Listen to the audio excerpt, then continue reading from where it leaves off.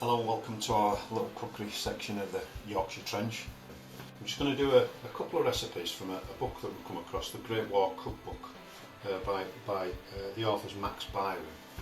And I've just had a look through some of them. Mainly they were made for the Homefront, to be honest, but there are certain things in here that they probably definitely would have cooked in the trench, and one of them that I'm going to have a go at now is called Jamaica Fritters. You take a slice of cold meat, I suppose it can be any, but on this it can be any meat, and it says about 1 ounce. So what I've done is I've diced up some ham trimmings that we had left, and done enough for one for each person, so this is for 4 people.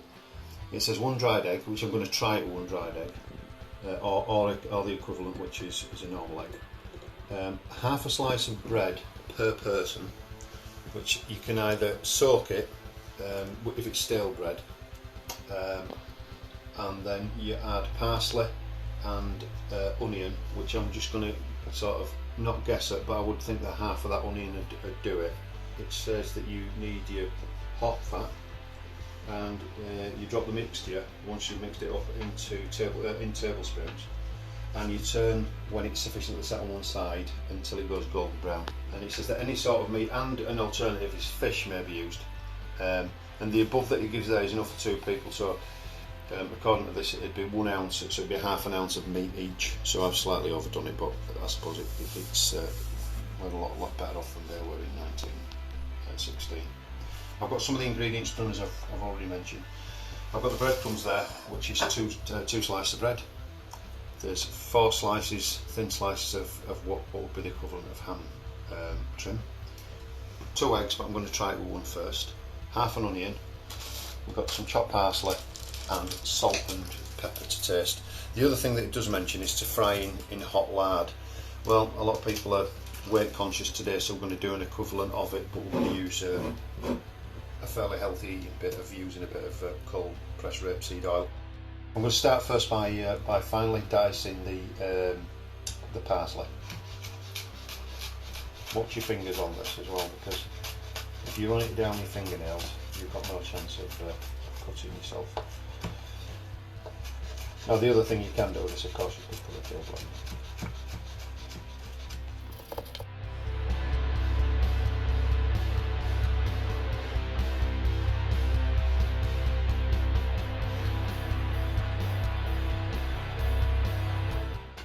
Right, next thing I'm going to do, cut the onion in half, give it a nice flat base, cut the end off, and then what I am going to do is I'm going to finely dice this particular onion, because it will fry a lot better, and there's nothing worse than just having a big chunk of onion in something that's going to fry.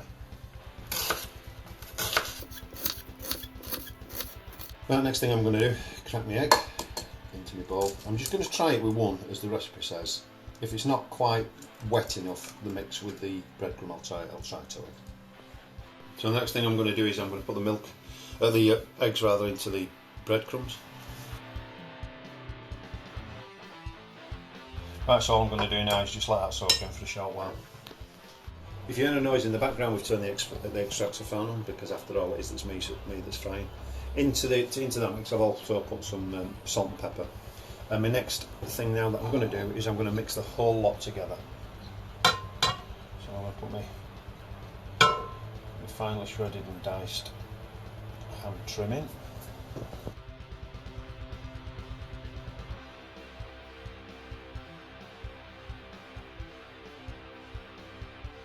And of course, like I said before, that this would have been something that they probably would have been able to knock up in a field kitchen, or possibly in a trench, but I would have thought more in a field kitchen. I would have thought it's something that mainly they would have got when they were out of the actual trench itself, but we're back in the in the rear areas. Now next thing I'm going to do is I'm going to mix the lot together and see if it does require another egg.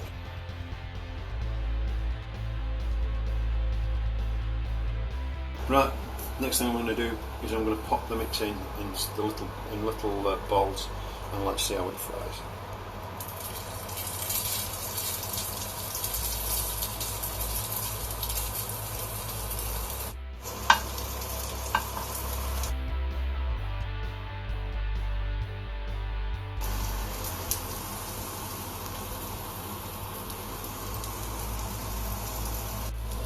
So initially I've started off with the pan quite hot. I've actually started that off with 6, and I'm using the olive oil and not the dripping. And so far that's been cooking for about 3 minutes. It's golden brown on one side. I've flipped it onto its other side.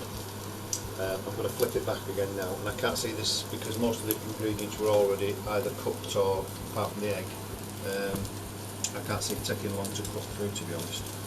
Of course, if you've got a food probe and you get it to the centre and it's above 75, then you've cracked it.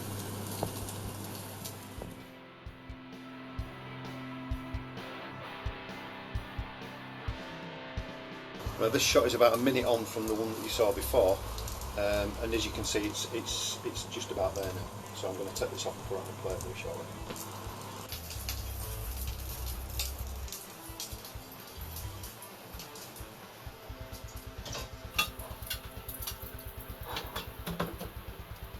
And there we have our finished product. I'm going to try this in a bit, and I'll pop back on when I have tried it and tell you what it tastes like.